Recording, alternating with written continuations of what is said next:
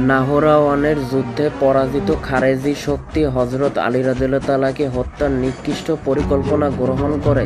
খারেজি নেতা আব্দুর রহমান ইবনু মুলজাম, হাজ্জাজ ও ওমর ইবনু বকর মক্কায় মিলিত হয়ে যুদ্ধে নিহত খারেজিদের জন্য সমবেদনা প্রকাশ করে বলে যে, আমরা বেঁচে থেকে কি করব যদি না আমরা ভ্রাষ্ট নেতা আলীকে হত্যা করতে পারি ও লোকদেরকে তাদের অত্যাচার থেকে নিষ্কৃতি দিতে পারি। উল্লেখ্য, এদের তিনজনকে আলী রাদিয়াল্লাহু তাআলা নাহরাওয়ানের যুদ্ধে ক্ষমা করে দিয়েছিলেন। অতঃপর তারা তিনজন আলী, মুয়াবিয়া ও ওমর ইবনুল আস রাদিয়াল্লাহু তাআলাকে হত্যা করার দৃঢ় প্রতিজ্ঞা করল। তারা হত্যা করার দিন ধার্য করল 40 হিজরির 17 রমজান। ইবনু মুলজাম কুফার শাবিব বিন বাজরা আশজাইকে বলল, হে শাবিব, তুমি কি দুনিয়া আখিরাতে মর্যাদা চাও? তাহলে আলীকে হত্যা করার ব্যাপারে আমাকে সাহায্য করো। সে বলল, তোমার ধ্বংস হোক, কিভাবে তুমি এ কাজে সক্ষম হবে? সে বলল, তার কোনো পাহারাদার নেই, তিনি একাকী সালাতে বের হন, আমরা তার জন্য মসজিদে লুকিয়ে থাকবো। অতঃপর যখন তিনি সালাতে বের হবেন আমরা তাকে হত্যা করব।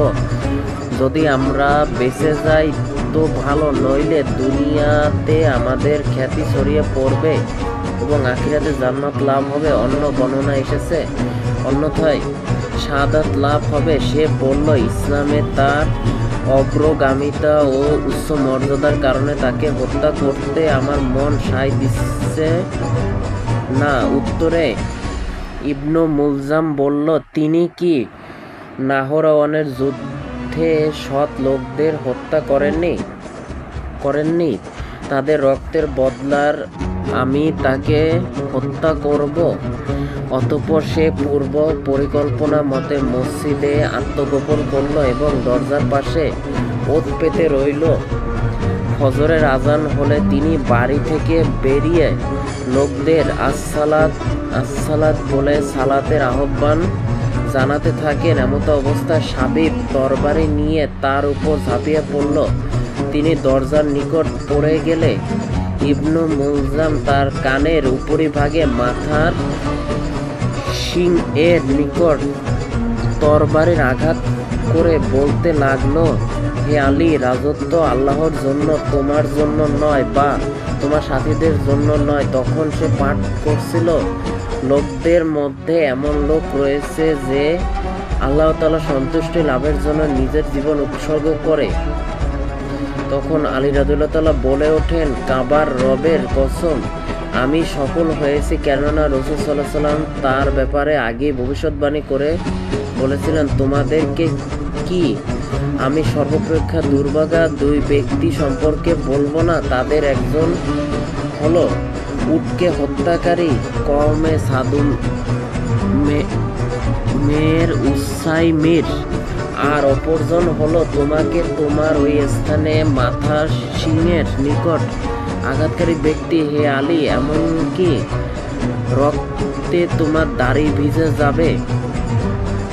আলী রাদিয়াল্লাহু তাআলাকে জখমি অবস্থায় বাড়িতে নিয়ে আসা হলো। ইবনু মুলজাম গ্রেপ্তার হলে তাকে আলী রাদিয়াল্লাহু তাআলার নিকট নিয়ে আসা হলো।